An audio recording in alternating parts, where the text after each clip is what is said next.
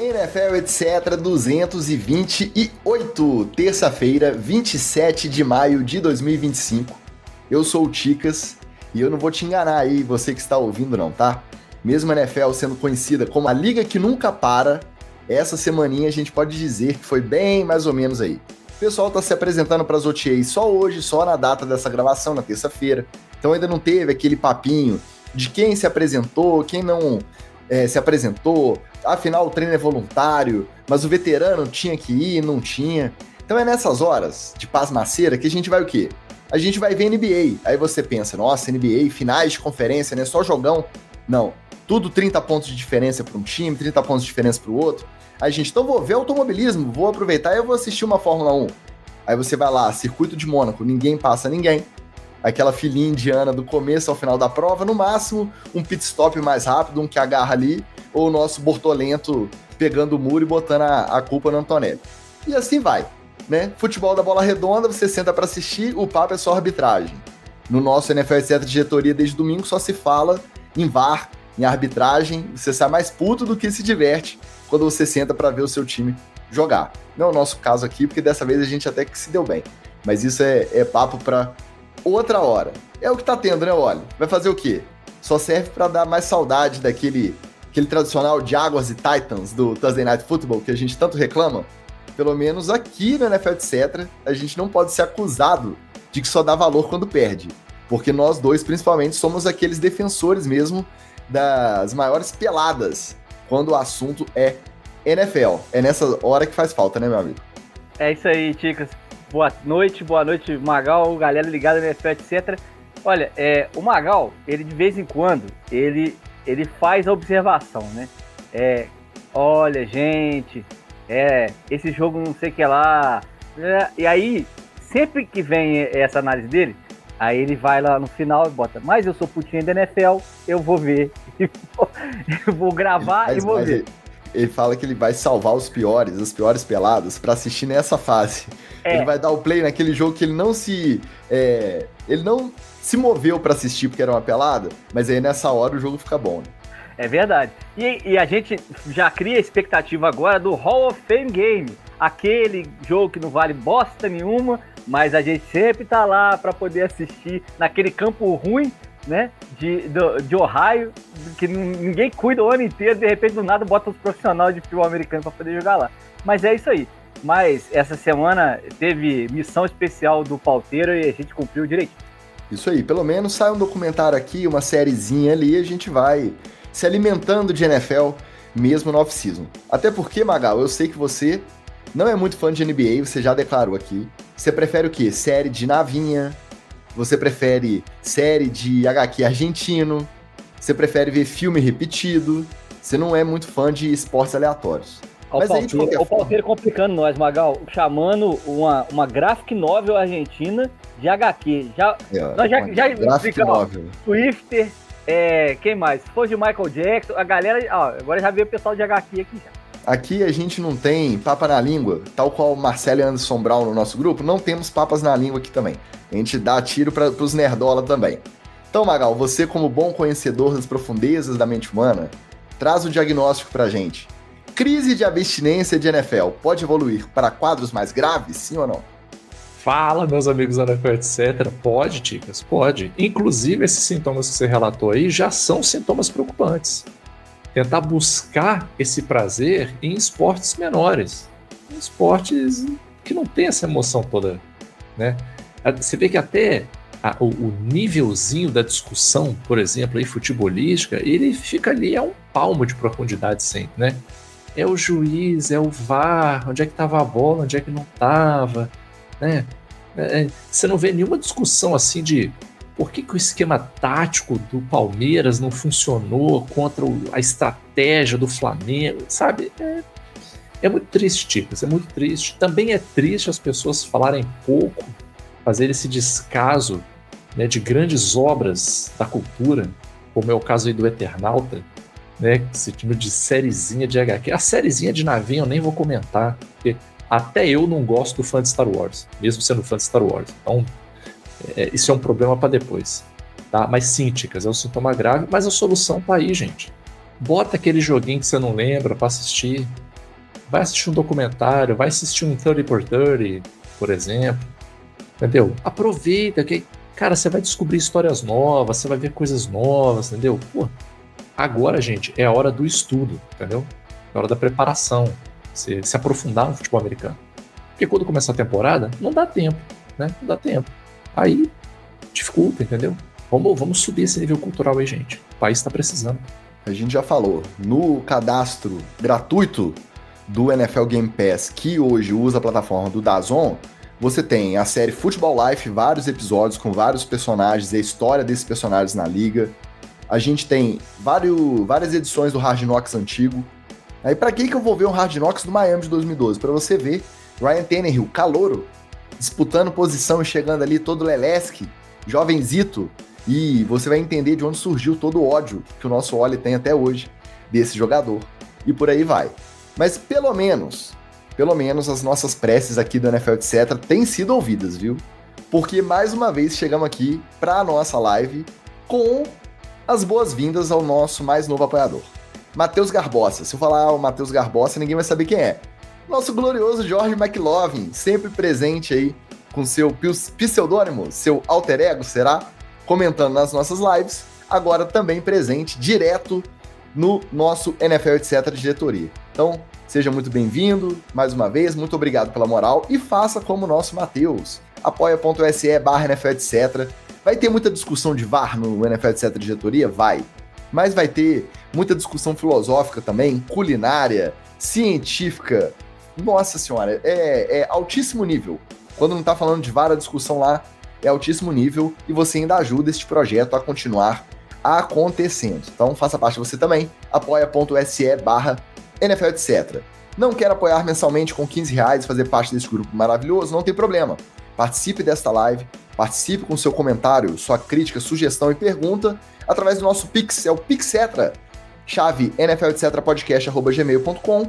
Manda lá no corpo, no comentário, a sua observação, que a gente lê aqui na hora e você também ajuda o nosso projeto a continuar vivão. Até porque hoje, já não estamos mais no Instagram. Você que está aí não está ouvindo, já que não estamos no Instagram. Estamos só no YouTube. Por quê? Porque a crise chegou, né? Aumentaram o preço lá da transmissão multiplataforma. A partir de agora é só no YouTube. E vamos que vamos. Quando a gente tiver mais uma meia dúzia aí de apoiadores mensais, quem sabe a gente não volta a conferir. Bora trabalhar? Chega de papinho? Hoje tem até estreia de quadro, hein? Justamente. Então começamos com headlines. Na sequência, vamos de Resenha Etc, porque a Netflix quebrou o nosso galho e lançou um documentário do Brett Favre, justamente essa semana. Depois tem The Fumble e, na sequência, a estreia, já anunciada pelo Magal aqui umas semanas atrás, do nosso quadro Que Papinho, hein?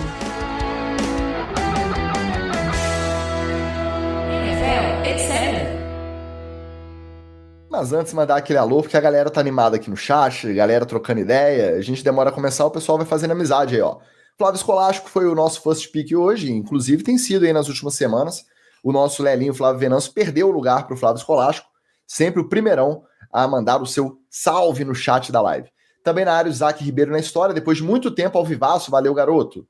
Rodrigo Justo, nosso Jantes também na área.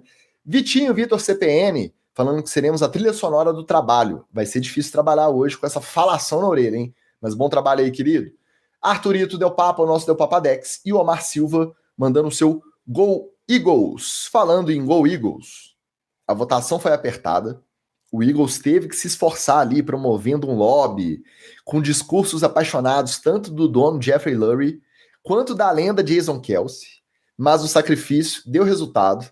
E lá na reunião de donos da semana passada, apesar do que a gente já imaginava que seria, e até a imprensa especializada americana já imaginava também, já estava apostando, prevendo que o tush-push seria banido, faltaram 2 votos. Por 22-10, o tush-push foi mantido.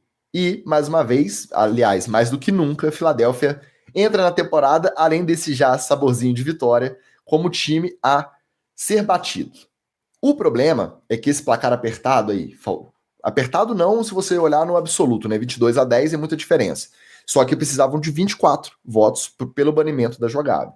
Deixa a impressão que, como faltam só 2, o Roger Goodell não deve demorar a agir nos bastidores também, tentar conquistar esses outros 2 votos que faltaram para tentar banir de fato o que tudo indica que é uma jogada que ele tem interesse em não ver mais acontecendo na NFL. Em breve ele deve tentar de novo. Vocês acham que essa é a tendência? Ou uma vez que perdeu, que gerou toda essa repercussão, eles vão deixar isso aí esfriar um pouquinho e veremos muito tush-push aí por vir? Ticas, só para a galera que tá curiosa aí, são 24 porque são 2/3 dos donos, tá? Aí você fica curioso para saber qual que é essa numeração aí. É isso, são 32 franquias, 24 seriam 2/3, aí tá aprovado o banimento. Eu acho que o que a gente vai ver é um uso normal do tush-push. Não tem porquê também o ataque do Eagles, que tem armas maravilhosas, virar só o tush-push, até por conta da previsibilidade, né?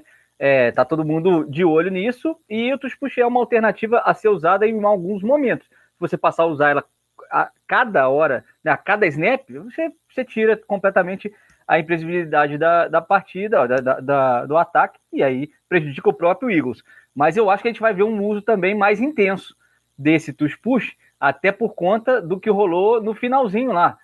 Lembra das ameaças de punição, né, da arbitragem e tal, né, do toma meia jarda, quer dizer, meia jarda não, né, metade da distância até o gol, metade da distância até o gol, com a defesa sempre queimando. Então, acho que a gente pode ver um contra-ataque, entre aspas, das defesas nesse sentido, mais perto da linha do gol, obrigando a NFL a tomar uma atitude.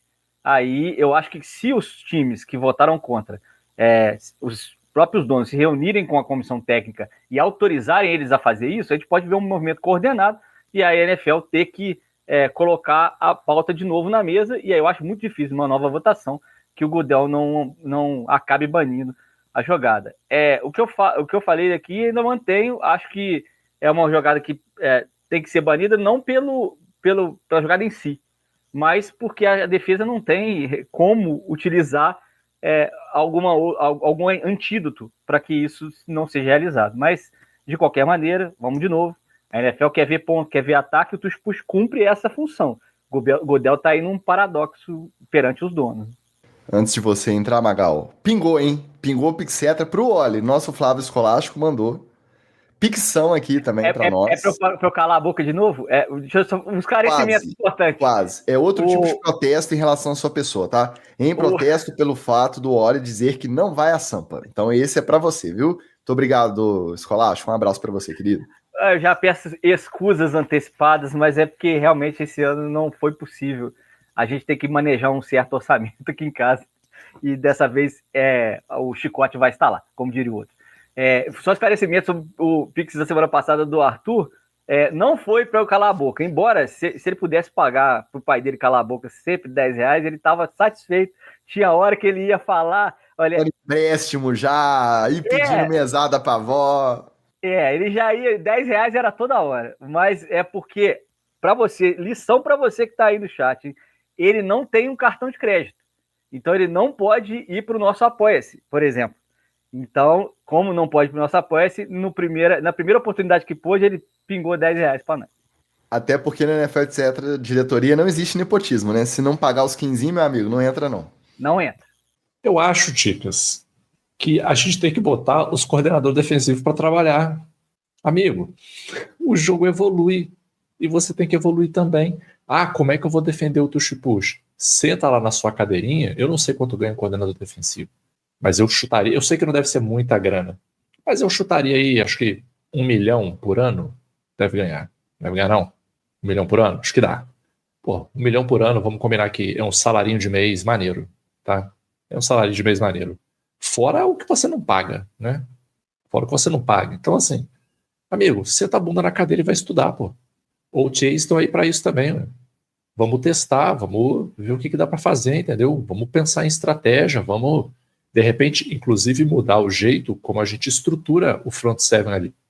De repente eu vou ter um pacote de jogadores para uma situação de tush-push, vou ter uns caras mais pesados, sei lá, eu não sou coordenador defensivo. Bota o L lá, né? Bota um L de um lado, um L do outro, vamos ver quem empurra mais. Mas, Magal, eu também acho que tem que ser algo que tem que ser decidido em campo, mas o negócio é que até isso acontecer, vai rolar uma parada, algum acidente ainda vai rolar nesse negócio. Eu tô com medo desse acidente aí. Vai, óbvio que vai. E aí, é claro, né? Aí respondendo um pouco ao Ticas, o que vai acontecer no ano que vem? Depende do que acontecer esse ano. Pode ser que a coisa volte à homeostase, né? As defesas aprendam a parar o tush-push, isso deixa de ser um problema, não vira mais uma questão, não vai entrar para votação. Se começar a desbalancear o jogo, aí eu acho que vai entrar em votação de novo. A grande questão é que até então andou desbalanceando muito o jogo, né? Quem sabia fazer bem tush-push fez e deitou o cabelo. Alguns times tentaram sem muito sucesso e logo abandonaram o barco também. Então, vai depender do que vai acontecer esse ano. Se a gente vê algumas jogadas muito plásticas, os jogos decididos num tush-push, isso aumenta a chance de que ano que vem vai ser votado. E não tenha dúvidas, né? Como o Goodell ele não é muito fã de diversão na NFL, né? Ele quer ver o din-din entrando, mas diversão ele não é muito a favor, não. Eu acho que no ano que vem ele pode voltar no lobby forte aí, e aí ele vai ser malandro de fazer o quê? Ele vai atrás da galera que votou a favor e ver quem dessa galera que tomou a trolitada de tush-push esse ano. E aí vai chegar lá aquele papinho de ano passado tu votou o que tu queria. Aí tu tomou aqui a traulitada em casa. Vamos votar como esse ano aí? Esse tush-push te custou não sei quantos milhões de dólares. Vamos juntar com a galera aí, vamos fechar com certo aqui. E aí? Vamos ou não vamos? E aí, cara, se agora foi tão pouco, eu acho que se entrar numa outra votação no ano que vem, eu acho que cai. Eu tenho uma sugestão para as defesas. Que tal não chegar em situação de tush-push? Hein? Que tal não deixar chegar nas 2 jardas ali pro first down ou pro touchdown? É uma sugestão, de repente fica aí. É isso que o nosso Isaac tá falando aqui no chat, né? Tem que ser parado em campo. Eu acho que isso todo mundo que é fã de futebol americano, no geral, concorda. Igual eu falei, eu concordo com ressalva. Aquilo que aconteceu contra o Washington, forçando a falta, foi muito feio. Mas eu acho que existe que ter uma mudança de regra ou uma previsão aí normativa da regra para parar as faltas sucessivas, tentando se adiantar o tush-push e não parar o ataque que está promovendo a jogada. É inversão de valores tentar banir o tush-push. E, obviamente, nosso Felipe Bertelli, que tem lugar de fala nessa história aí, já chega todo dizendo que basta os defensores se esforçarem. O tush-push está aí para ser parado. E aí, até de acordo com o que o Magal também pontuou, o Bucks draftou o jogador mais pesado da história, o prospecto mais pesado da história da liga. Deixa eu até puxar a capivara dele aqui certinha para não dar informação errada. O glorioso Desmond Watson, nose tackle, do alto dos seus 1,98 m de altura e 210 quilinhos. E aí uma das suspeitas é que já era uma previsão aí de parar essa jogada. Já ali um cara no meio ali, ele carrega os dois, o center e um guard pelo menos, e não deixa... Ele ocupa uns 4 gaps mais ou menos. E não deixa o quarterback tentar achar o espacinho para avançar. Então, é isso. Às vezes já é o Bucks pensando lá na frente e se movendo, tentando uma estratégia diferente para tentar parar em campo. É um maluco deitado atrás da barreira, gente. É isso aí. Ó, o Ronaldinho Gaúcho começou a dar por baixo, os caras deitaram alguém lá na barreira. É isso aí, pô. Só deixar o alô pro Washington Ferreira e o nosso Flávio Venâncio Lelinho, já citado, que também chegaram na área. E aí, quando a gente pensa no lobby do Goodell para tentar voltar à votação, vamos pegar aqui a lista dos 10 times que votaram junto do Philadelphia, na verdade 9. É 10 com os Eagles, né? Então, além do Eagles, votaram para manter o tush-push Baltimore Ravens, Cleveland Browns, Detroit Lions, Jacksonville Jaguars, Miami Dolphins, New England Patriots, New Orleans Saints, New York Jets e Tennessee Titans. Então, quando você olha essa lista, você pensa assim, quais times aí desses outros 9, porque o Eagles, obviamente, não vai mudar a sua opinião, o Goodell conseguiria convencer a mudar de voto, para bater a meta dos 24? Aí eu não sei, eu acho que, o Patriots está com o Vrabel, que é cabeça dura com essas coisas de futebol, é de defesa, acho difícil. Baltimore Ravens também tem essa coisa da cultura, né? Detroit Lions, de ser essa coisa da cultura do old school, não vão querer mudar de ideia. O Jets agora com o Aaron Glenn, que é dessa escola também, Dan Campbell, acho difícil. Só que quando você pega um Jaguars com o Liam Cohen, você pensa assim, será que esse voto aí não dá pra mexer? Né? Prometer alguma coisa? Você pega um Dolphins aí, olha, Será que o Nerdola... O meu dono não sabe, não, meu dono não sabe nem como é que o time joga. Ele não conhece, ele não conhece o meu técnico. Esses aí, eles não conversam. Tenho certeza. O Stephen Ross, ele não sabe quem que é o técnico do Miami Dolphins e nem sabe qual é o estilo dele. Então, mas eu acho que o Nerdola, acho que ele é um técnico prioritariamente de ataque. Então ele deve considerar o tush-push uma alternativa boa e deve até estar treinando essa porra. Porque se eu sou ele, eu treino um tush-pushzinho aí com alguém. John Smith, alguém aí, que não seja o Tua. Todo mundo. Você tem que pelo menos tentar ali na OTA e ver se funciona com o seu personnel, entendeu? Mas eu tenho que tirar o Tua. O meu quarterback não pode fazer tush-push, não, que ele já tá com o cérebro derretido. Mas eu acho que realmente é um voto que o Stephen Ross só levantou a mão lá. Falou, não, o que é? Não, eu sou contra. Acabou. E ainda tem um Saints aí com Kellen Moore estreando, que eu não ponho a mão no fogo se não muda de ideia, não. Então, campo para trabalhar no bastidor, o Goodell tem. Promete uma coisinha aqui, uma ali, e se bobear, volta.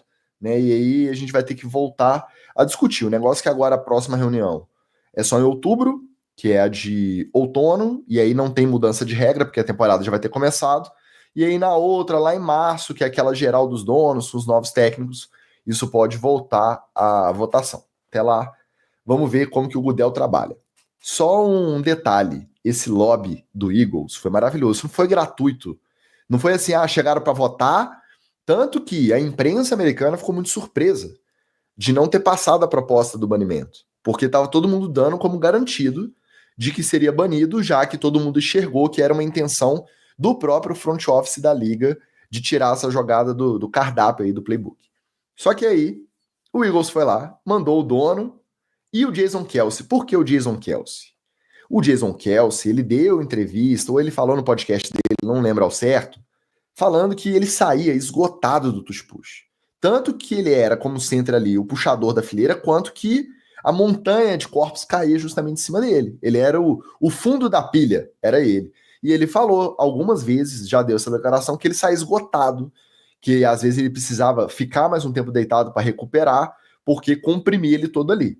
E aí o pessoal, quando estava propondo o banimento por questões físicas e de saúde, usou esse depoimento do Jason Kelce falando sobre esse problema, esse cansaço pós-jogada, pós-tush-push. Aí ele foi lá na reunião de donos, deu um depoimento de 5 minutos e falou assim, não é nada disso não, é claro que era desgastante e tal, mas eu não falei em nenhum momento que não é uma jogada válida ou que isso deve ser banido, porque o center, obviamente, vai ficar cansado ali, porque ele vai ficar exprimido no meio da pilha, não tem nada disso.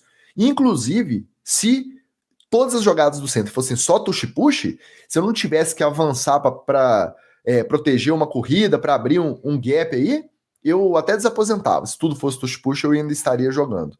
Então ele deu esse depoimento, porque o nome dele foi usado, né, de acordo com declarações anteriores, para tentar justificar o banimento. E além disso, o Jeffrey Lurie, do alto aí dos seus bilhões, dono do time, foi lá e falou que o tush-push pro Eagles é como se fosse, olha a metáfora, hein? O sonho molhado de um adolescente.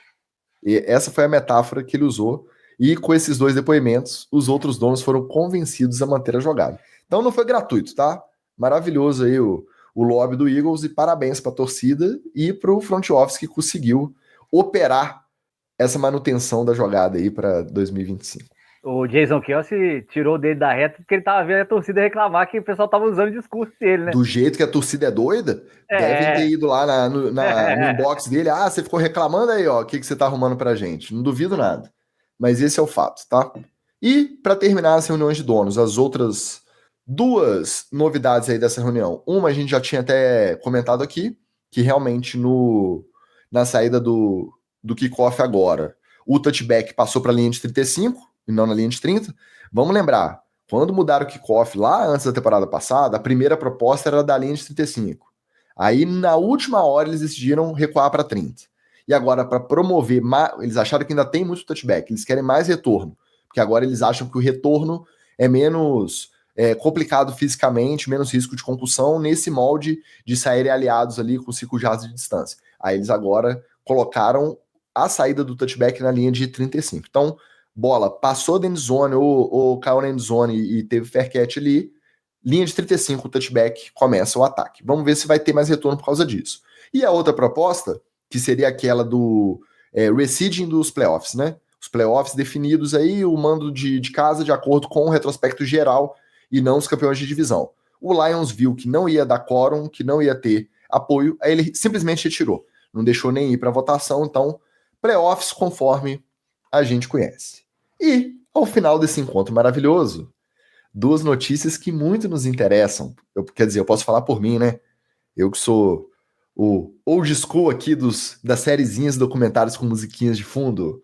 Foram anunciadas as duas próximas edições do Hard Knocks. O Buffalo Bills foi o time escolhido para a versão tradicional do Training Camp, e o In-Season, aquele durante a temporada, que novamente será com uma divisão inteira. Dessa vez a escolhida foi a NFC Leste. Então veremos Eagles lutando pelo B, Commanders lutando para provar que não é fogo de palha. Indo pegar nós lutando na Espanha também. O Commanders vou ver o Commanders viajar para Espanha. Aí tem que ver a época do jogo, né? Porque ele só começa lá na semana 10 ou 11. Eu acho que é na semana... Quando que é o confronto. O Cowboys lutando para mostrar que não é uma franquia falida. E o Giants... Bom, o Giants lutando para mostrar o quê, Magal?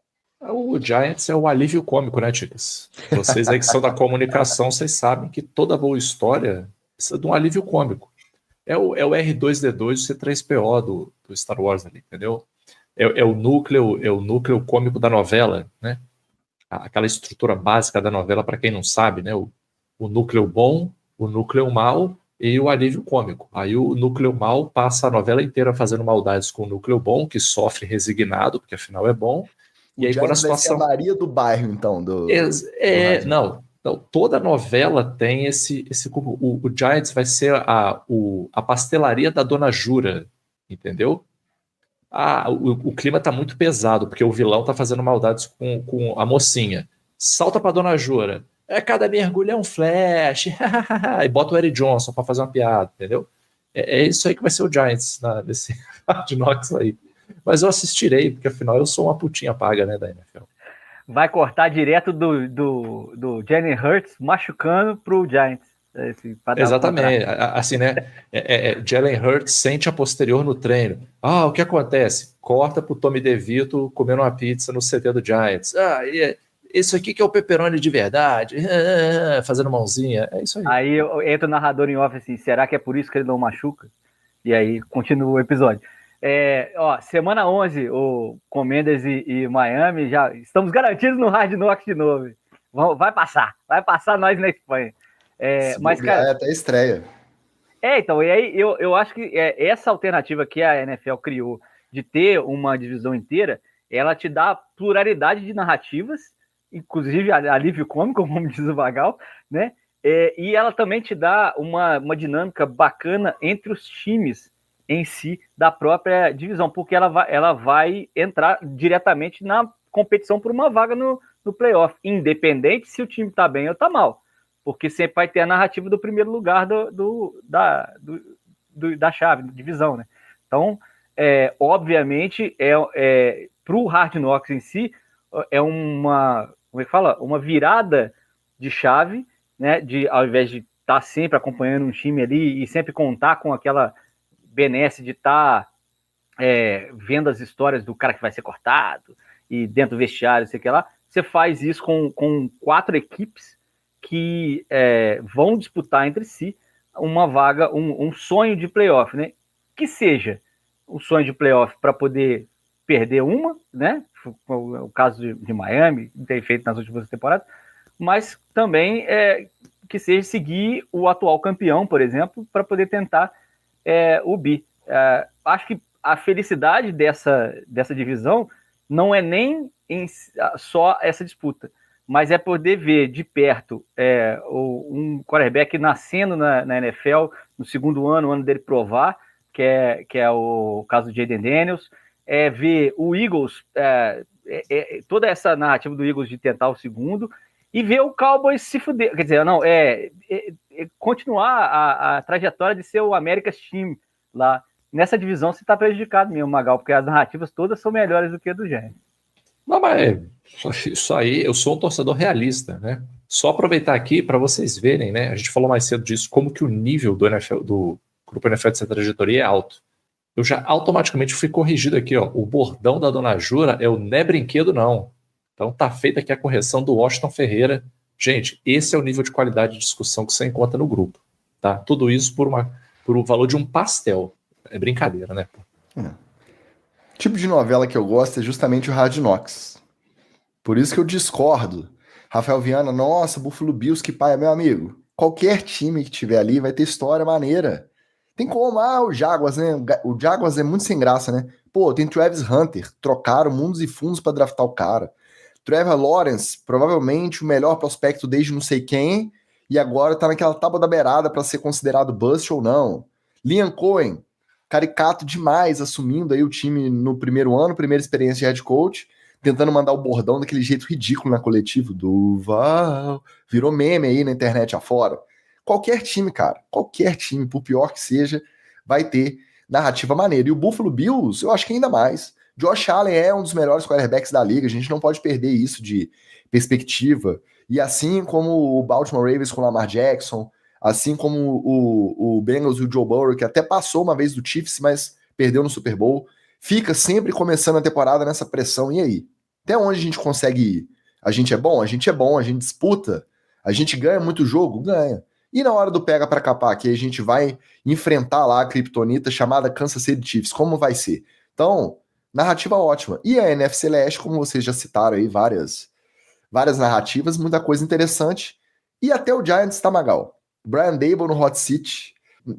Vai saber quem vai ser o titular quarterback lá na semana 11? Vai ser Russell Wilson, James Winston ou Jackson Dart? Só o QB Room já dá um hard knock só para ele. Porque essa tem uma confusão câmera aí, uma câmera nessa sala e uma câmera junto com o JJ. De Russell Wilson. Eu já estou esperando. Eu já estou esperando, se a galera do Hard Knocks fizer o trabalho direito, de na sessão de fotos do Russell Wilson, eles estarem lá para fazer a versão atualizada do Let's Ride, que vai ser o Go Big Blue. E ele fica lá fazendo Go Big Blue, Go Big Blue, Go Big Blue. Já estou esperando essa parte. E além disso, ainda tem um menino lá que ninguém quis ceder número de camisa para ele, a gente não sabe o que vai ser, o Abdul Carter. Então, todo time tem história, gente. Para quem é nerdola de NFL, todo time tem muita história para contar. E o Hard Knocks conta muito bem essas histórias. Serei sempre um defensor. Já estou animadinho, esperando para ver Buffalo Bills e NFC Leste nos Hard Knocks esse ano. E, infelizmente, depois da lenha que o Giants fez no off-season ano passado, mandando o Saquon Barkley embora, esse ano ninguém topou o off-season, né? Então já era pra gente estar assistindo algum aqui, ó, falando de combine, falando de draft, mas o Giants ferrou a gente nessa aí. Mas tá bom. O Giants e a mulher do Belichick, né? A Jordan Hudson também barrou o que ia ser lá em North Carolina. Mas tudo bem. Vida que segue. Daqui a pouco o Júlio tá aí. Começa o Hard Knocks do Training Camp Buffalo Bills e a gente se diverte. Chegaram na área aqui e merecem aquele nosso abraço agradecido. João Henrique, esse também é NFL de diretoria. Fernando Pedrotti, não só diretoria, como também nosso Ticketmaster, dessa vez lá do Parazão. O homem não para. Alexandre Gresserpa, ó, a gente tava falando de VAR, pode chamar porque o Gre chegou. Arcanine, direto de Portugal, um abraço, meu amigo. E Carlos César, no nosso Shark também, sempre marcando a sua presença, que agradecemos de montão. Agora a notícia triste da semana. A liga foi pega de surpresa com a notícia do falecimento do dono do Colts, Jim Irsay, aos 65 anos, na última quarta-feira. Todo canastrão, né? Polêmico, dado o óbvio desconto, que eu acho que quem ouve já percebe, já entende, né? Que a gente acha que bilionário não deveria existir no mundo. Vamos dar esse desconto aí. Mas, já que existem, sem dúvida, esse aí, o Jim Irsay, era provavelmente, na verdade, não era o único, né? Com quem a gente conseguia minimamente se identificar de alguma forma. Ele era conhecido pela benevolência, pela coleção de instrumentos icônicos. Ele tinha um museu, basicamente, de instrumentos de grandes artistas da história, muita coisa de Beatles, muita coisa de músico lendário. Ele mesmo tocava, tinha uma banda dele. Ele excursionava com esses instrumentos, fazia exposições itinerantes para a galera poder conhecer. Então era um dos hobbies aí que ele era apaixonado. E também era conhecido, também será lembrado, porque lutava constantemente contra o abuso de substâncias. Então, muito provavelmente, algum desses abusos pode ter resultado nessa morte relativamente precoce, né? Aos 65 anos é novo para poder se despedir aí. E além disso tudo, além de ser esse cara autêntico, polêmico, canastrão, ele montou um plano de sucessão. Ele já deixou tudo esquematizado, vai deixar o Colts no comando das 3 filhas, capitaneadas pela mais velha, a Carly Ursay Gordon, 44 anos, vai ser a CEO, mas também vai trabalhar diretamente com as irmãs Casey Foyt, de 42 anos, e a Kalen Jackson, de 37. Então, figura peculiar, vai fazer falta na liga. Vamos lembrar aqui, ele foi o único dono a se manifestar publicamente contra o Dan Snyder, na época que os abusos e os assédios lá do Washington vieram à tona. Muitos depoimentos de ex-jogadores, jogadores atuais, funcionários, ressaltando como ele era no trato pessoal. Muito depoimento de anônimos, torcedores do Colts ou não, moradores de Indianápolis, falando que em caso de necessidade, que ele ficava sabendo, ele bancava velório de quem não conseguia bancar funeral, enterro, bancava esse tipo de despesa com uma certa frequência, e ele pedia pra galera não divulgar. Então, muito provavelmente uma figura peculiar aí, dentre os 32 donos, uma que vai fazer muita falta. É um cara que viveu a vida, digamos, na fast lane, aproveitando que ele é de Indianápolis e tem toda essa aura da corrida e do automobilismo junto com também a própria franquia de Indianapolis Colts, a Casey Foyt. Ela é Casey Ursay, ela é filha dele, mas ela é casada com o AJ Foyt IV, que também foi piloto da Indy, neto de uma das grandes lendas do automobilismo, o AJ Foyt, que é tetracampeão da 500 milhas de Indianápolis, que aconteceu no último domingo antes dessa gravação. Então, Indianápolis tem esse micro-universo dos esportes se unindo ali, e aí vamos lá, de novo, bilionários casam entre bilionários. Voltando aqui ao Ursay, é um cara que era muito discreto nessas ajudas, mas usava muito também, por exemplo, o Peyton Manning, para poder fazer esses auxílios. O Peyton Manning deu um depoimento emocionado depois da morte do Ursay, dizendo que muito do que ele fazia de filantropia era bancado pelo Ursay, só que ele era a cara por causa dessa descrição do Jim Ursay, e realmente é muito novo, né, cara? Assim, eu vou parafrasear aqui que vaso ruim não quebra, mas, pô, bilionário morreu aos 65 anos é muito raro hoje em dia. Os caras esticam a vida até o máximo que podem para poder aproveitar até a mesma fortuna, né?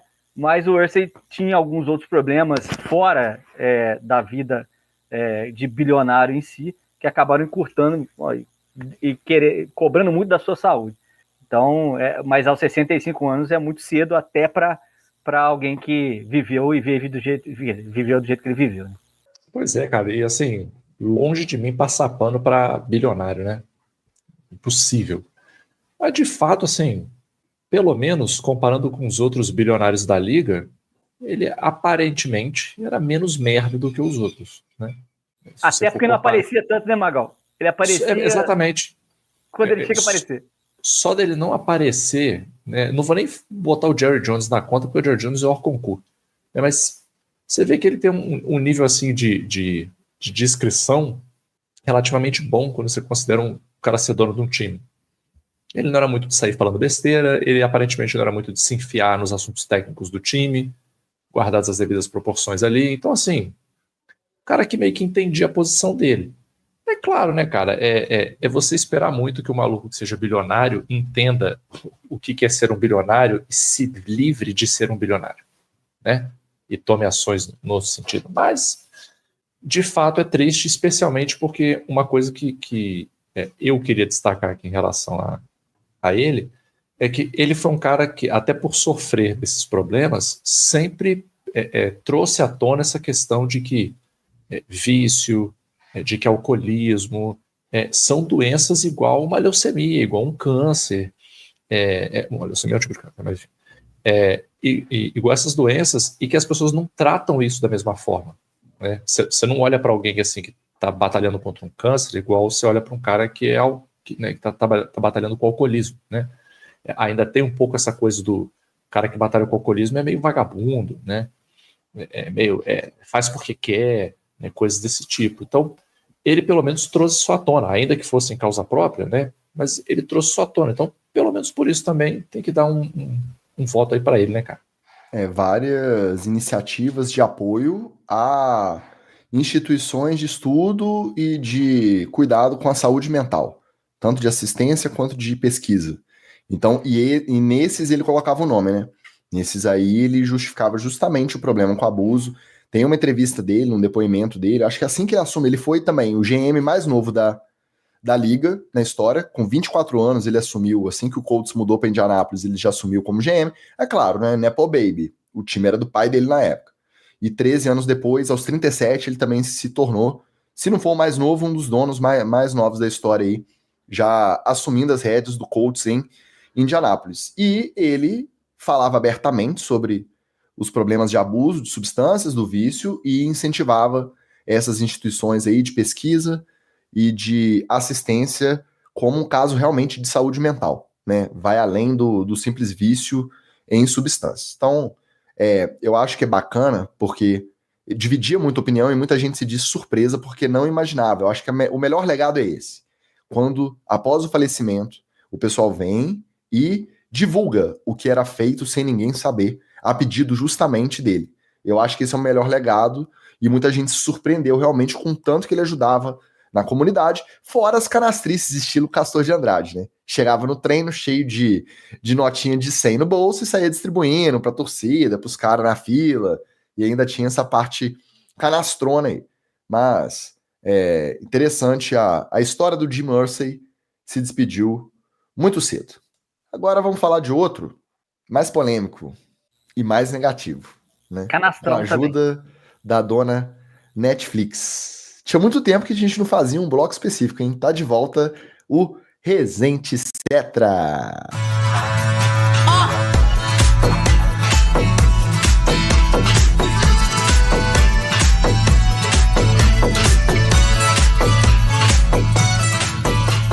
Quem não mexe a cabecinha com essa vinheta já morreu por dentro, né? Tá maluco, tá maluco. Um abraço pro nosso estagiário das vinhetas, tá? Mais uma vez. Brilhante. E Fabiano Bispo chegou na área deixando o like. Pingou um pixão aqui do nosso Ticketmaster. Falou que ia mandar a pergunta no chat, até agora a pergunta não pingou. Então, quando pingar a pergunta... Já ele muda de nome de Ticketmaster para bicho geográfico, né? Cada hora ele tá num lugar do Brasil. Aí ele tá aí. Acabei... aí, ó, já... Ah lá. Chegou. Pode ler o Oli, que é pra você. Ah, meu Deus. Lá vem. Deixa eu ver aqui. Olha, vou comprar teu ingresso pro São Paulo Game. Pode cancelar o Rally. Quero ver esse bonezinho do Dolphins em São Paulo. Ô, Pedro, eu não tenho nem como agradecer, cara, mas de verdade, esse ano não consigo, não. Esse ano é pé no barro, não vai ter jeito.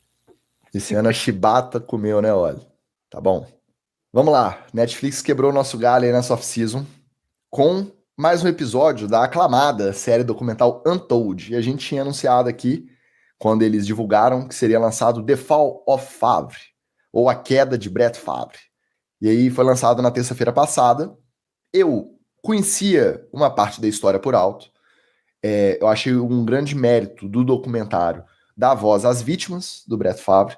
Então a gente teve muito depoimento aí sobre os problemas que a gente, às vezes, na mídia deixava muito relegado aí aos sites de fofoca, a gente ficava naquela dúvida sobre o sensacionalismo, e quando a gente ouve a vítima, a gente tende a entender melhor a gravidade dos atos do Favre, tanto durante a carreira quanto pós-aposentadoria. Eu tenho muita pouca lembrança do Favre jogando, e a lembrança que eu tenho, se não me engano, foi só quando ele jogou em Minnesota, já no finalzinho da carreira, que ele chegou nos playoffs, se não me engano. Já o nosso Oli, com certeza, lembra dele sendo draftado lá. Então eu quero saber, Oli, das repercussões das fofocas, de ver ele em campo e o que você viu no documentário. Gostou? Tá bem representado? Você lembra realmente, vividamente do Favre em campo e essa figura aí que continua amada, apesar dos pesares lá em Green Bay, né? Ticas, olha só, vocês acham que eu sou muito mais velho do que eu sou mesmo, tô brincando, sou mesmo. Mas o Favre, eu já lembro dele no Green Bay, porque, vamos lembrar, o Favre não é draftado pelo Green Bay Packers, ele é draftado pelo Atlanta Falcons, e de lá, ele é a 31ª escolha do draft de 95. E lá ele fica só uma temporada, 95, 96. E depois, em 96, ele vai para Green Bay e é o cara que eu lembro, assim, de ele comandando o Green Bay Packers a partir dessa temporada. Depois chega no Super Bowl, vence o Super Bowl com o Green Bay Packers, e essa é uma volta do Green Bay Packers às cabeças da NFL. A gente sabe que é cíclico a NFL, e o Green Bay sempre foi um grande time lá na década de 60, no início da NFL, mas amarga 70, 80 e 90 de times ruins. Por isso que o Magal está aí até hoje, por isso que eu não desisto do Miami Dolphins. A gente sabe que uma hora o time volta para as cabeças. Então, pode ser 3 décadas depois? Pode ser. E o Favre representava isso para Green Bay. Voltar, um time que tem toda uma relação com a comunidade, as pessoas em Green Bay são muito ativas para o filme, pelo time, e o filme mostra muito isso, mostra o Lambeau Field antigamente, com as alamedas todas vazias, e hoje em dia tem casas coladas no campo, e foi, aliás, se teve um trecho do Untold que eu tive inveja, foi esse, de mostrar as casinhas ali do lado do Lambeau Field. Eu queria morar ali, tá? Ainda mais em Green Bay, que só tem isso para fazer, você faz no quintal de casa, né? Mas sabe o que eu fiquei pensando, olha? E só tem isso pra fazer, e toda essa paixão da região, né? Que não tem muito mais coisa do que isso ali de diversão e tal. E eu acho que isso fortalece, né? A proximidade do torcedor com o time, na comunidade e tal. Cara, são 8 jogos em casa por ano só. Agora vai ter ano que vai ser 9. Então eu fiquei pensando naquela comoção inteira. Aquela coisa da galera da paixão ali, e você fica um ano inteiro, você só tem a oportunidade de estar ali, presente e ver o seu time em campo 8 vezes. Que doideira, né, cara? É pouco demais. E é isso mesmo. Pô, tem um depoimento do cara que é o announcer, né, o cara que trabalha no estádio, na rádio oficial do Green Bay, falando que foi a primeira vez que ele viu um padre celebrar uma missa de indumentária toda a lá futebol americano. Provavelmente hoje já tem vários que fazem isso, né? Porque a palhaçada se espalhou do qualquer lugar. Mas era isso, né? Assim, só 20, 30 anos atrás. E explica muito da idolatria que a torcida do Green Bay ainda tem com o Favre até hoje. Por ter acompanhado ele assim, e ter visto um dos primeiros grandes quarterbacks que eu vi, junto com o Peyton Manning, junto com o Joe Montana, eu vi quarterback bom pra caralho jogar, hein, tá? Aí, e realmente e aí depois a sucessão com o Rodgers e tal, é por isso que se explica a idolatria do Green Bay, justamente pelo Brett Favre, né? Porque o documentário até começa a falar sobre as boatos de aposentadoria dele, mas isso começa em 2002, cara. Eles falam em 2008, mas assim, isso começa em 2002, quando ele responde numa coletiva dessas off-season, que preferia, ao invés de fazer OTAs, ao invés de fazer o treino de primavera, ele preferia estar no gramado da casa dele, cortando grama, no cortador de grama dele. Aí começa, o Brett Favre vai aposentar. E aí, sucessivas temporadas de chegar no playoff, perder, não chegar nem no playoff, e em 2008 ele realmente decide aposentar, mas ele estava fazendo um charminho. Ele queria que o Green Bay viesse atrás dele, para meio que se mostrar aí o grande ídolo. E Green Bay não vai, porque já tinha o Rodgers no banco e sabia qual que era o potencial, alô batata, do reserva. E aí ele vai para o Jets, e aí começa a primeira grande polêmica dele. Tem no documentário, não vou dar spoiler, um trecho que mostra que não é bem assim, que ele não se envolveu em polêmica fora do casamento nessa época aí, né, só do Jets. Mas é onde ele vai para cima e assedia, né, a Jane Stagger, que é uma das primeiras influências que se nasce na arquibancada e entra programado, ainda na época do Facebook. Você lembra do Facebook? É legal, né? Além da voz da vítima, a gente entender a trajetória dela até ali, né? Que ela apareceu na transmissão de Florida State, como cowgirl de Florida State ali no torcida. Ela tinha uma dupla, uma menina que... E a dupla parece que não deu em nada, não falam da dupla. E aí o pessoal, o narrador, comenta das meninas, e aí a vida dela dá um boom. E isso é viralizar a internet, mas é pré-rede social, né, basicamente. Facebook no comecinho e tal, podia ter só 4 mil amigos no Facebook, já pensou? E ela viraliza num site, né? Ela viraliza num site. E aí é esse mesmo site que depois conta a história dela e que a gente fica sabendo, né? De que ele mandou mensagens impróprias, de que ele mandou fotos indevidas. e que todo mundo ainda toma muito partido dele nessa discussão, mas justamente porque ela constrói a carreira dela de uma maneira que hoje é mais natural e que ainda pesa o machismo sobre as pessoas, as influências, principalmente mulheres, que constroem a sua trajetória baseada na beleza, no culto ao corpo. E aí, meu querido, quem sou eu para julgar a sociedade em si? Você não pode julgar nem a menina que está fazendo sucesso com isso. Você tem que julgar quem é que está pagando por isso. Somos todos nós. A sociedade é assim.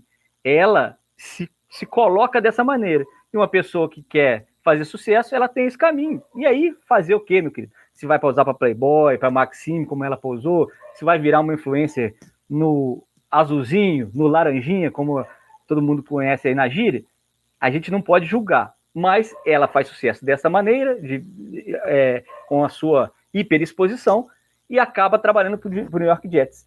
E aí, nessa interação, na qual eles não se conheceram, é muito legal, porque essa é uma informação que eu não tinha.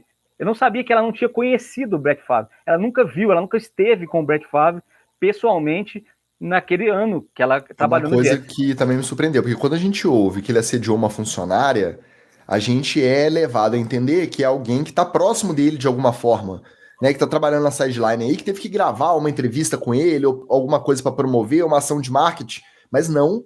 O cara meio psicopata, via ela trabalhando de longe, ficava fazendo sinal para ela, pegou o telefone sem autorização e ficou mandando mensagem obscena direto no número dela. E aí nós vamos, Magal, numa parada bacana de empresa. Hoje, as empresas, entidades e associações têm um departamento de compliance muito atento. Lá naquela época, compliance praticamente zero. Quando as corporações americanas adaptaram o compliance que eles trouxeram do Japão, né, de como era a atitude das corporações no Japão, e fizeram basicamente os principais manuais de compliance que você tem aí hoje são das corporações americanas.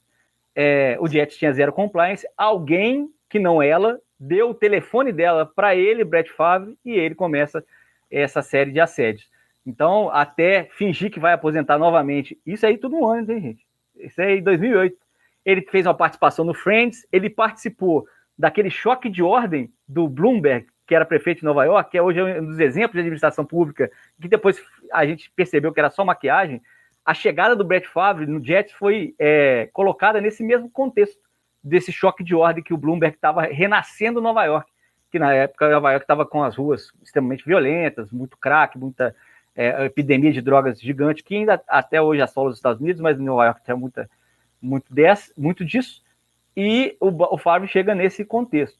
Fracassa no Jets, acaba saindo depois de uma temporada, que até é 9-7 a temporada, se não me engano, esse recorde, e fala que aposentou, que era mentira de novo, porque ele pinta lá em Minnesota, mas aí o Vikings já tinha um time muito melhor. É nessa temporada primeira dele no Minnesota que ele vai para os playoffs, ganha a primeira rodada, tem o bye, né, na primeira rodada, na segunda rodada ganha do Dallas Cowboys e perde para aquele New Orleans Saints do Katrina, né, pós-Katrina, que é o título do Saints redentor, esse ano, 2009, 2010, em 2010 essa vitória aí do Drew Brees, o anel dele lá para a alegria do Lucas, e aí, a partir daí, ele tem uma última temporada no Vikings, e aí decide realmente se aposentar, e acaba sendo cogitado durante mais uns 5 anos, em várias franquias aí, mas 2010, 2011 é a última temporada dele vestindo o uniforme de futebol americano. Corta para 2020, ele se envolve num escândalo tirando dinheiro de pobre. É o rico tirando dinheiro de pobre. Escândalo com a previdência do estado de Minneapolis, né? Na Universidade de South Minneapolis, né? Se eu não me engano. Que é a Mississippi, filha dele. né? Mississippi, porque é onde ele nasceu e onde ele jogou o college. Não a mesma universidade, não tenho certeza se é a mesma. Não, mas são universidades ali do estado também que ele é. E ele, falando em Mississippi, guardado, né, sem o julgamento específico sobre a questão local, mas ele representava pra galera ali o redneck clássico, o redneck que deu certo, o caipira que se deu bem na vida, sendo o Ruivo Hering, né? Ele é o Ruivo Hering, pô. E é por isso que eu acho que a galera, mesmo sabendo de tudo que ele fez, mesmo com essas últimas acusações de 2020 pra cá, ainda consegue passar um pano pro cara. Isso aí me deu uma chocada, assim. E mais, né? Assim, ele constrói um ginásio porque a filha dele joga vôlei nessa universidade, mas até aí eu traço a linha aí. Porque ele estava fazendo um bem comunitário, que não seja para 100% da comunidade, mas ajudou a universidade. Assim, ele tinha uma relação boa com o time de futebol americano, obviamente ele angariava fundos para eles, mas também ajudou um time de outro esporte que a filha dele praticava e que, ganhou um ginásio. Beleza. No final você vai sabendo que ele tinha ganhos pessoais, que ele tem mensagens trocando com as pessoas que financiavam ele através desse fundo, perguntando se ninguém ia descobrir. Descobrir o quê? Se você está fazendo tudo dentro da legalidade. Então, ou seja, é muito chocante para quem acompanhou o Brett Favre e a carreira saber, principalmente dos bastidores deles pré-Jets, nesse documentário, e de saber mais detalhes desse escândalo. E para quem vai ver o filme, por favor, veja, porque a presença dele em setembro do ano passado, diante da comissão lá da cidade, é meio que um pré-Virgínia na CPI dessas semanas aí. Você vê os congressistas todos pegando um autógrafo com ele logo depois do depoimento. Inclusive, um deles fala que ele, como um quarterback, entende muito o Brett Favre. E agora eu vou voltar lá no início, que é o Michael Vick falando uma frase que eu até anotei aqui, ó. Michael Vick, aqui. Quarterbacks são pessoas especiais. Nós temos acesso a portas e gabinetes de outras pessoas importantes para fazer o bem. Ganhamos esse direito quando entramos em campo e sacrificamos tanto. Vick, Michael. Ou seja, o quarterback acredita que realmente é um ser iluminado, tem uma estrelinha na testa. Cara, eu confesso que eu fiquei mais chocado do que eu achei que eu ia ficar. Principalmente de ver tantas declarações da Jane Sturger, né, que foi a menina para quem ele mandou a foto e onde começou essa confusão toda.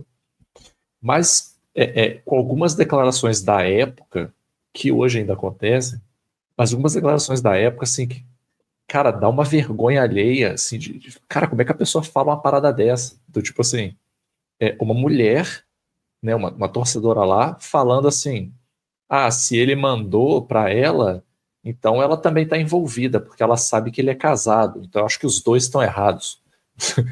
Não, cara, tipo, não é que ela mandou um texto pra ele, manda uma foto da sua bigola aí pra eu ver. Não, cara, o maluco foi lá, pegou o telefone dela de uma maneira ilegal e simplesmente mandou, cara. Não é que ela concordou, né? E outra, né? Ela mesma relata, assim, que... quer dizer, não é ela que relata, né? Eles relatam no documentário que os outros casos de assédio que tinham acontecido, as meninas que denunciaram, elas foram mandadas embora, pô. Então, o Wallace tá falando de compliance, cara, não tinha nem canal de denúncia. Assim, não tinha um canal seguro onde você pudesse ir lá e falar. Se ia lá e falava, os malucos te tiravam, claro. Quem que eu vou queimar? Eu vou queimar a mina desconhecida ou eu vou queimar o quarterback aqui? É evidente. Pô, mas no Jets você podia esperar que você podia mandar o quarterback embora. É o Jets. Não, pois é, cara. E assim, eu acho, agora você falando um pouco mais sério, eu acho impressionante como que, para quem ainda, em pleno 2025, duvida que existe privilégio branco, duvida que existe machismo, essa história toda é a prova viva disso, assim. É um exemplo muito prático disso acontecer. Porque o Favre usa dessas benesses desde que ele estava no high school, assim. Ele já chega na NFL como uma pessoa especial, ele continua na NFL como uma pessoa especial, e você vai vendo como que isso vai subindo a cabeça dele. Como que ele vai realmente, assim... Você imagina, né, cara? É um moleque de high school, cara. Um moleque no final do ensino médio ali, entrando na faculdade, e, cara... começando a entrar num delírio coletivo de que, assim, de que você é uma pessoa diferente das outras, então você tem direito a fazer coisas diferentes das outras, regras diferentes se aplicam a você, e mesmo regras que são muito básicas, né, assim, de respeito ao outro, de profissionalismo, e você vê que a trajetória dele fora de campo é uma prova viva disso, assim. O cara sempre se achou diferente e especial, a ponto de, nas negociações dele de quarterback, né, de renovação de contrato, não, vou fazer um charminho aqui porque o time vai vir atrás de mim, porque afinal eu sou o Brett Favre, né? Ele mesmo, quando começa a não ser um bom quarterback, tem dificuldade de lidar com isso, né? Você vê que eu, na minha leitura, né, totalmente de fora, eu acho que até esse vai e vem de aposenta, desaposenta, é um pouco da batalha interna dele mesmo, assim, então, peraí, aquilo que me fazia especial acabou a magia, né? Acabou, agora o que? Eu sou um aposentado, então, né, o que eu vou fazer aqui? Eu preciso continuar relevante, né? Eu preciso continuar tendo essa vida que eu tenho. E acho que tem um outro, além dessa questão desse machismo estrutural, desse racismo estrutural também, tem uma questão que é da dificuldade que as pessoas têm de enxergar os heróis delas como pessoas que falham, e quando eles falham, você virar esse disjuntor e dizer assim, cara, então isso aí que esse cara fez precisa invalidar todas as outras coisas que ele fez. Ah, mas ele foi um grande quarterback, beleza. Mas ele foi um grande quarterback às custas de quê? Às custas de ser misógino, de ser um abusador. Então, desculpa, você precisa... me incomodou pessoalmente, assim, ver a estátua dele lá, né? E tá lá. E a estátua do cara tá lá, sacou? E é isso aí. Porra, o cara merece. E a Magal, canalice... incomodou mais os torcedores de Green Bay ele ter ido pro Minnesota Vikings assinado, aqueles caras queimaram camisa e tal, do que as denúncias dela e as mas novas. Aí, até o que se tinha de informação na dinâmica de 2008 na época, eu até passo esse pano pra galera que tinha essa ideia da demora da denúncia da menina. A menina, se hoje a gente vê muita misoginia em relação essas meninas influências e tal. Imagina 15 anos atrás.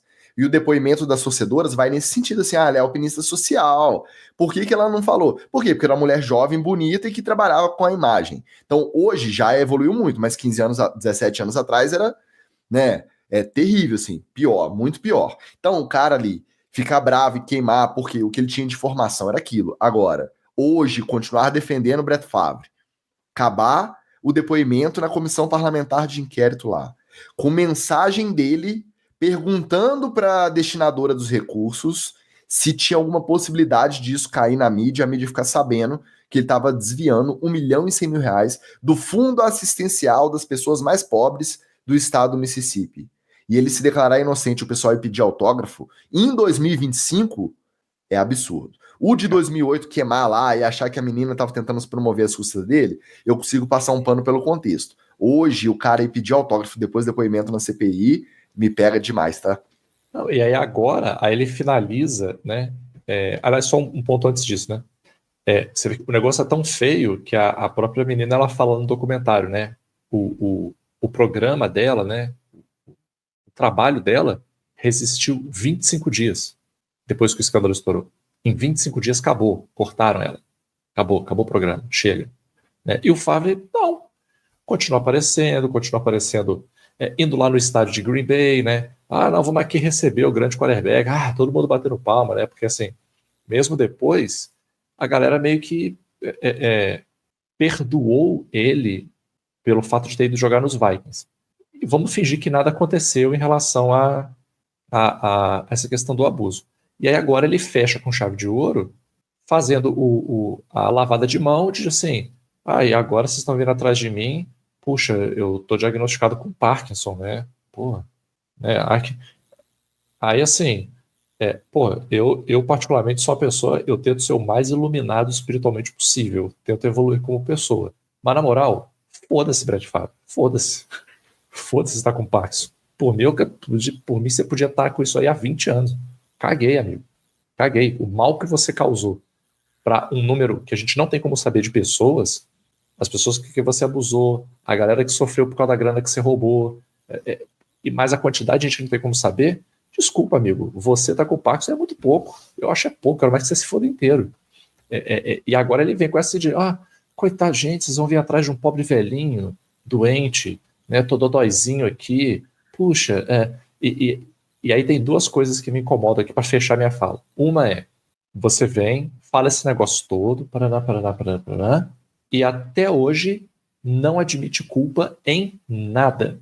Nada. Não fui culpado de nada. Não fui eu que mandei, não conheço essa menina, não desviei dinheiro, nunca fiz nada de errado nessa vida de meu Deus. Primeira coisa, o cara não admite nada. E a segunda, que é o seguinte, porra, estão fazendo... Pensa com a cabeça da pessoa honesta aqui. Cara, eu trabalhei de forma honesta, eu fiz tudo honesto, não fiz nada de errado. Estão fazendo um documentário para contar a minha história. Magal, você quer falar? Quero. Eu fiz tudo certo. Quero.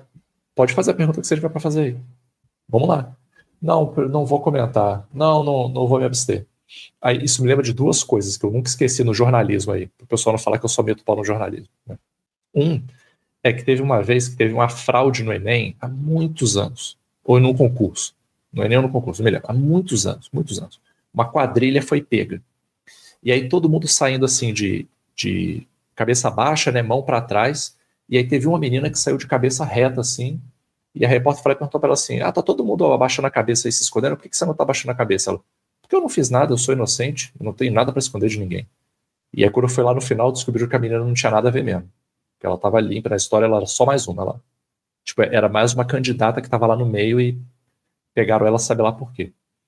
E a outra parada que é o seguinte, quando você está envolvido num escândalo desse porte e você tem a oportunidade de falar, eu entendo que existe um certo receio de você pensar assim, qual é a narrativa que vão usar no documentário a partir do que eu falo para dizer coisas que eu não necessariamente disse.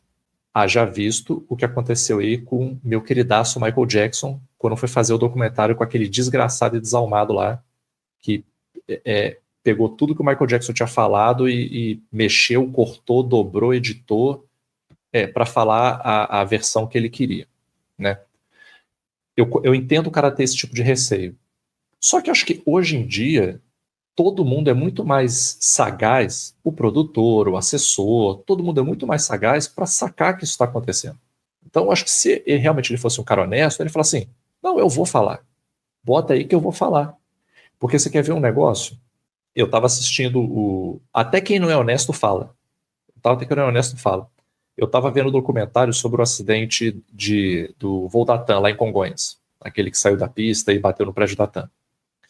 Cara, e eles estão lá metendo o pau na presidente da ANAC na época, né? Cara, quando foi de um episódio para o outro, quem que tá falando lá? A presidente da ANAC da época. Que assim, ela tá toda errada na história, ela fez uma merda atrás da outra, ela tá lá com a cara. Não, tô aqui. Me fala o que é. Outro caso, a Marlene Matos, lá no documentário da Xuxa. Porra, todo mundo sabe que a Marlene é mais suja que pau de galinheiro. Marlene, você vai falar no documentário? Vou. Ela foi lá, apareceu. Marlene, você confronta a Xuxa? Confronto. Sentou do lado da Xuxa. A Xuxa foi lá e falou assim, pô, você fez isso. Ah, você fez, deixei de fazer, foda-se, fiz mesmo. Foi isso que ela falou no documentário, né? Foda-se, fiz mesmo. Tá com raiva? Morde a testa. Caguei. Mas até isso o cara teria a obrigação de fazer. Não, prefiro não falar nada. Não vou me meter. Né? Então, assim, cara, pra te falar sinceramente, porra, um grande canalha, mas um canalha sintomático de uma estrutura que permite isso, né? Criar esses super-heróis, esses super-humanos acima de qualquer suspeita, né? Aí a gente é que tem que ser crítico e botar um divisor nisso aí, né? Ainda mais agora que veio isso tudo à tona, mastigadinho na Netflix, desconfie sempre de quem você ver trajando a camisa número 4 verde Green Bay Packers. Camisa aposentada, Brett Favre. Aliás, água, não tome água em Green Bay, não tome água em Green Bay, que das duas, você vira canalha ou doido, né, maluco, completamente pirado da cabeça, e quem você vê aí usando a 4 ou a 12, você pode desconfiar. E, inclusive, a gente continua na expectativa para saber se o outro pancadinha chapéu de alumínio vai seguir os mesmos passos e parar em Minnesota, porque as OTAs começaram hoje, terça-feira, 27 de maio. Todos os times se apresentaram para os treinos voluntários, mas é fase 1 ainda. Muitos veteranos não se apresentaram. Existia a expectativa de que era hoje que a gente veria Aaron Rodgers de preto e amarelo. E por enquanto nada. Ele tá indo no Joe Rogan falar besteira, tá indo em talk show com pergunta e resposta de torcedor, tá mandando indiretinha falando que ele vai jogar em Chicago pelo novo time dele, mas anunciar oficialmente mesmo que é bom nada. Será que ele vai bater em Minnesota? Porque às vezes espero. O documentário me chamou atenção para esse outro passo também do Favre, que eu não lembrava. Ele se apresentou a Minnesota depois da segunda aposentadoria cancelada em 18 de agosto. Já era praticamente a última semana do training camp. Era uma semaninha de treino, uma de folga e temporada comendo, meu amigo. Já pensou? Se o Rodgers até nisso vai seguir os passos do Favre, esperar o último momento possível para ir bater em Minnesota, porque aí depois de 2 semanas do training camp, dá tempo do Kevin O'Connell olhar pro J.J. McCarthy e falar assim, rapaz, eu acho que não era bem o que a gente estava imaginando não, hein? Ou era o Rodgers? E aí? Bateu Chega um fio mais. pra ele, né? Bateu um fio pro homem. Não, realmente, e essa temporada foi a que mais deu certo, né? Foi a que mais funcionou depois do Green Bay, né? Ele chega no playoff e era até favorito contra esse New Orleans Saints, mas aí o Sean Payton e seus mordedores de virilha não deixaram. É verdade. Só uma parada que eu tinha esquecido aqui, Ticas, um pontinho super rápido. O Michael Vick aparece no documentário, né? O Michael Vick é uma prova também, cara. Porque o Michael Vick, ele fez rinha de cachorro e ele se fudeu 300 vezes mais do que o Brett Favre. Mas, então, ele pegou cadeia, pô. Pegou cadeia, a galera da NFL inteira descascou o cara virou a persona não grata, assim, virou o fedorento, né? Ninguém queria ficar perto dele.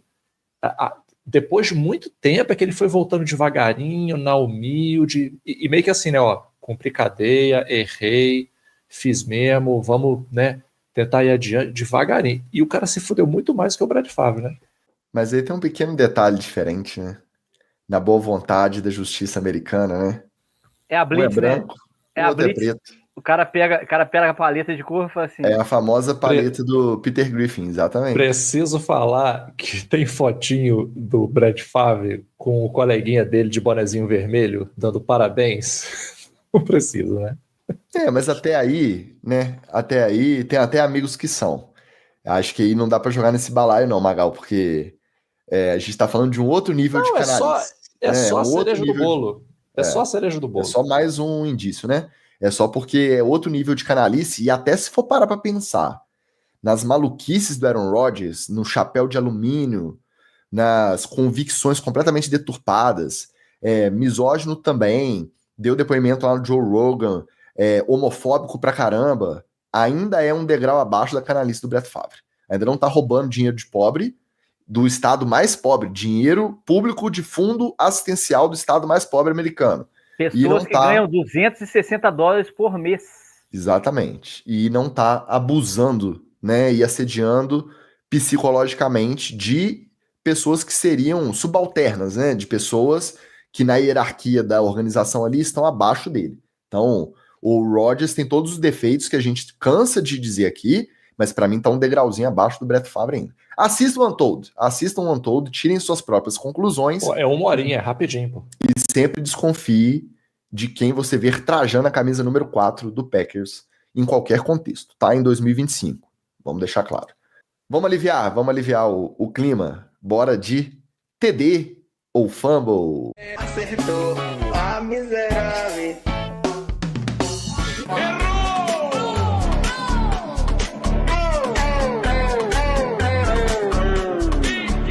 Os homens estão falando que vão te levar na marra aqui para São Paulo, tá? Olha, nosso Ticketmaster não tá aceitando não como resposta não, e o nosso Flávio Scolásio, que é o nosso ticketzinho master, também tá entrando na onda, hein?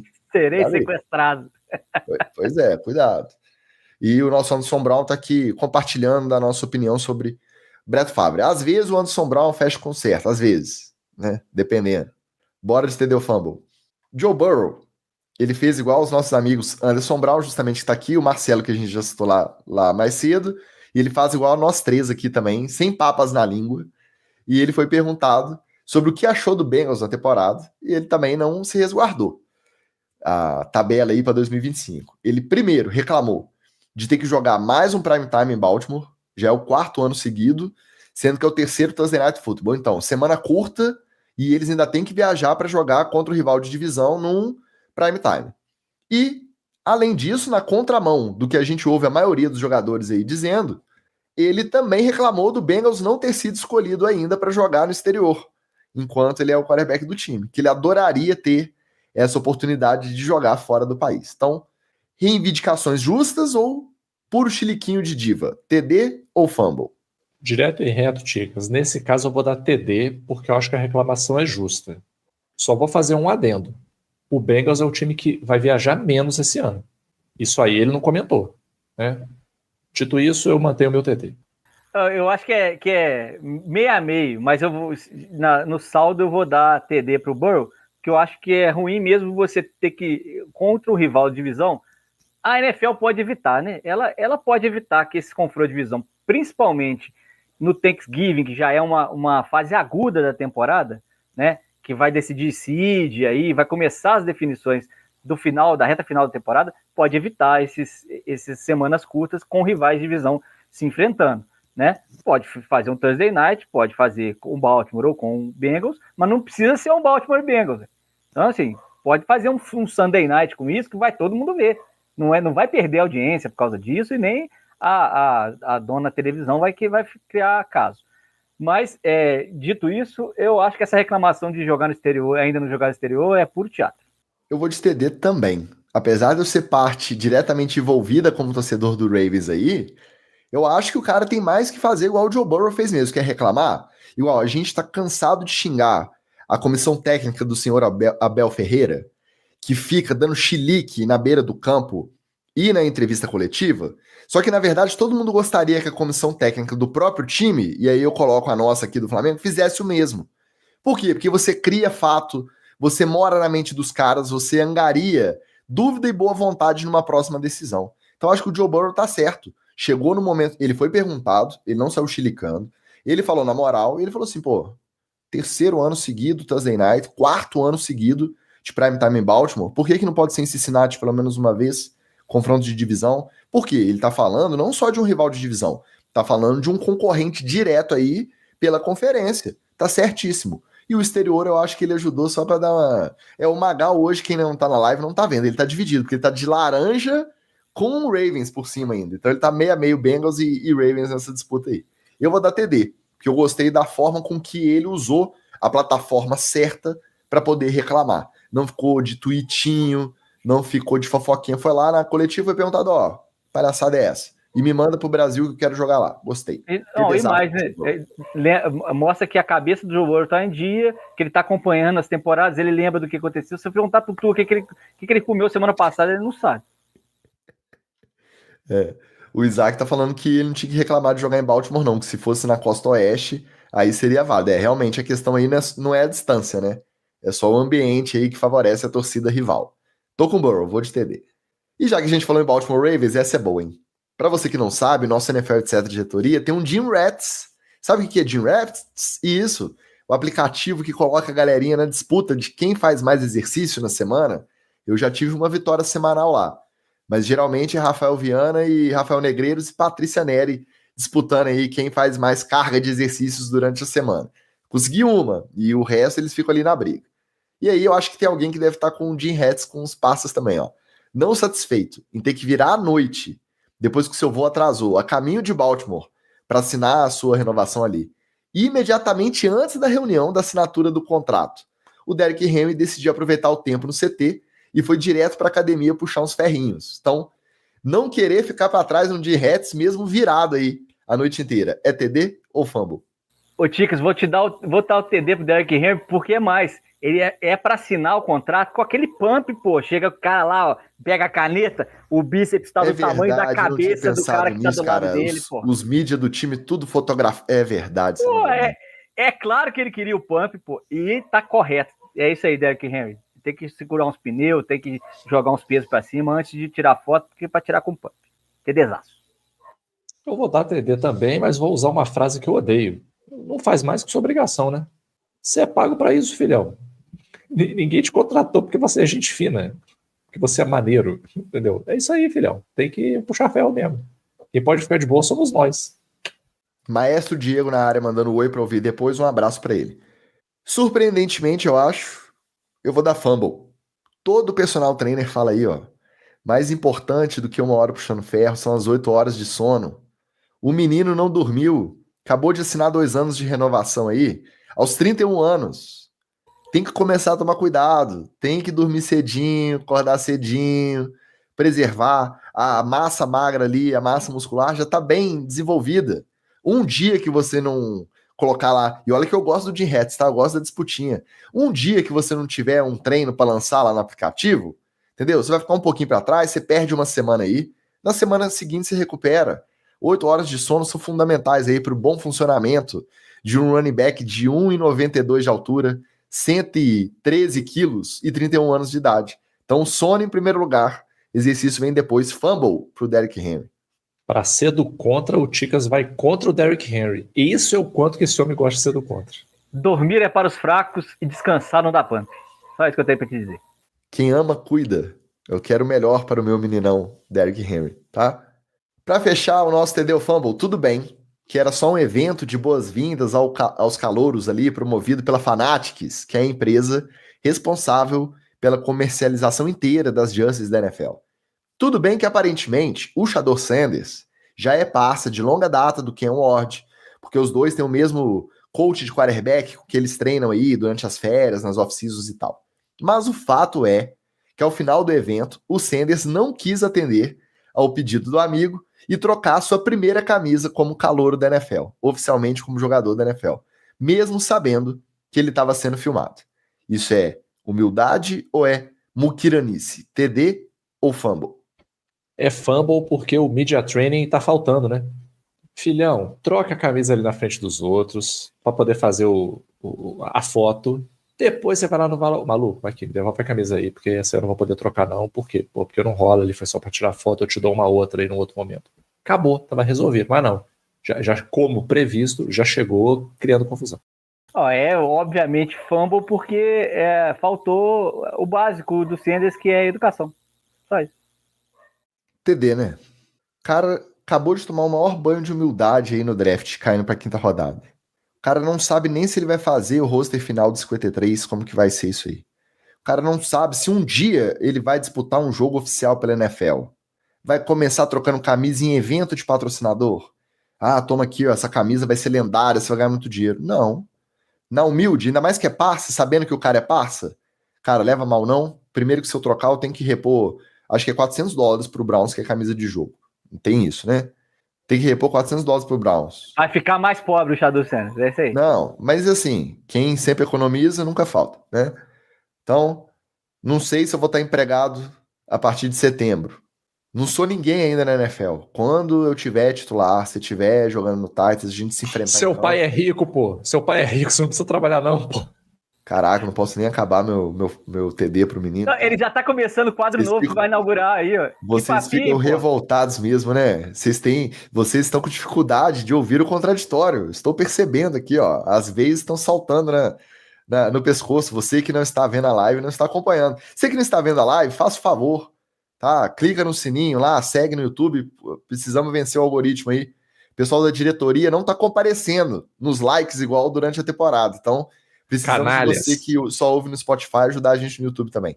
Então, tá aí, ó, TD, pela humildade do Shador Sanders de deixar essa troca de camisa para um momento mais propício. TDzão pro nosso menino Sanders. Eu tenho certeza que o Anderson Brown vai concordar comigo hoje, o que é raro. Tá pela segunda vez aí, ó. Uhum. Você já fez a introdução do próximo quadro aí, já vai, começa com esse papinho. Continua com esse papinho aí, pô. Em homenagem ao nosso Carlito Carlos Miller, que acabou de chegar, tem estreia. Vamos estrear o mais novo quadro da NFL, etc. Em homenagem ao nosso Magal, criação dele, tá? Vinheta do estagiário, que é ele também. Vem aí o Que Papinho, hein? Ô simpático, para de formar caô. Ô simpático, para de formar caô.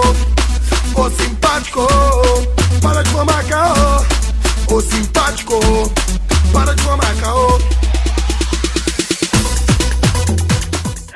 Tem uma traíra, é isso? Tem uma traíra. É uma traíra. Não botei tilápia para não criar confusão no grupo. Não é possível que a gente... Vamos ver aquele se peixe que tá ali é pintado, mas ele é uma tilápia. Vamos ver se o YouTube não derruba, né? Porque fica usando esses grandes sucessos aí do Funk Melody dos anos 2000. Já tivemos problemas antes com as lives no YouTube. Vamos ver se dessa vez a gente passa. Por enquanto não caiu não, ó. O pessoal tá até comentando aqui, o Washington falou que a trilha é excelente. Vamos ver se a Rússia reclama, né, Ticas? O Carlito falou que entrou só pra deixar o like, mas eu, se fosse ele, ficava aqui, porque como torcedor do Chiefs, o Que Papinho de estreia ele ia gostar. Depois da repercussão negativa, após as suas declarações reclamando do campo e do calor no Brasil, o Travis Kelce fez o meia-culpa no episódio seguinte do seu podcast New Heights e disse que adora a ideia de jogar no exterior, que está ansioso para vir para o Brasil e que só estava reclamando do calor porque ele é muito peludo, mas que os seus fãs brasileiros já fizeram o favor de corrigi-lo, que em setembro São Paulo não é tão quente, então não tem que se preocupar com o calor, porque em setembro a temperatura em São Paulo é tranquila. Pode ter sido só aquele puxãozinho de orelha ali da tradicional da NFL, do assessor de imprensa, do time, pode ter sido. Agora, pelo sim, pelo não, que papinho, hein, Travis Kelce? Cara, eu já vi atuações ruins, mas essa atuação do Kelce fazendo o pedido de desculpa dele, olha, uma das piores que eu já vi, assim. Conseguiu passar zero credibilidade. Veio com conversa que eu sou uma pessoa peluda. E o pior, eu acho que é uma vantagem, eles não sabem mentir, né? Porque até o Jason Kelce tava querendo interagir com aquele sorrisinho amarelo ali, tipo assim, mandamos mal, temos que corrigir essa lenha e vamos fazer isso aí. Cara, não, e aí, Ticas, eu vou juntar isso com uma outra parada. Eu vi um vídeo do pessoal do Chiefs, aquelas perguntinhas de saída de vestiário ali, né? No treinamento, botaram uma frase lá em português pra galera, o pessoal ler, né, para os jogadores lerem. Cara, uma má vontade. Te vejo em São Paulo. Te vejo em São Paulo, que é. Uma má vontade, mas uma má vontade. Aí, vocês desculpa, eu vou ter que puxar a sardinha pro meu lado. O pessoal do Giants está lá naquele time que é uma draga. A equipe de social media lá faz umas perguntas imbecil pro pessoal responder. Porra, o cara pelo menos tem boa vontade de chegar lá e dar uma resposta adequada. Fazer uma carinha boa para responder. Teve gente, cara, que nem parou para responder. O maluco, te vejo Brasil, e foi embora passando. Kareem Hunt, ele olhou a plaquinha e falou, não. Então, assim... fez careta, né? Olhou, falou não e fez careta. Eu já estou sentindo uma má vontade dos Chiefs para vir jogar no Brasil. Só quero avisar os Chiefs o seguinte. Vocês não estão acostumados com a torcida que tiver puta. Eu ficaria cabreiro para você não chegar lá em porta de hotel e ter que ficar ouvindo rojão 12 tiros a noite inteira. Para você não entrar em campo, achar que vai ouvir da torcida vibrando e tomar uma vaiada, um xingo bem dado. Então, vamos trabalhar essa cabecinha aí, porque é o seguinte, amigo, o patrão mandou, você vai. Não tem conversa. Eu sinto calor. Foda-se, o patrão mandou e você vai. E o seu patrão não é o Andy Reid, meu amigo. O seu patrão são os 32 bilionários. Eles decidiram que você vai, então você vai. Tá? Achei um papinho chechelento. Não, veja bem, porque eu sou muito peludo, eu fico com calor. Cara, olha, não sei não, Ticas, eu não tô querendo agorar não, mas eu já tô com a má vontade desse Chiefs vindo aqui no Brasil. É claro que eu vou, porque eu quero ver, né? Eu sou uma puta paga, como já tá estabelecido aqui. Mas, cara, essa má vontade, porra, e aí vem o Joe Burrow, né? Fala, pô, eu quero jogar fora também. Pô, gente, se der pra trocar aí, dá pra trocar ainda. Manda o Joe Burrow pra cá. Deixa eles aí. Eu não faço questão, não.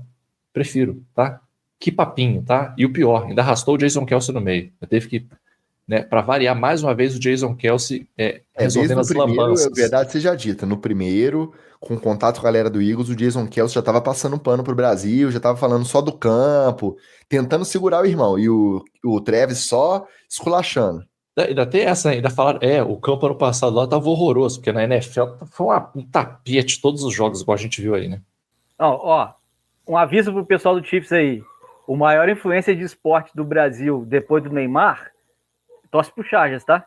Então, vocês vão fazendo declaração aí, para poder enervar brasileiros, vocês verem se aquele impressorão lá não fica todo azul e amarelo, vocês vão jogar fora de casa completamente.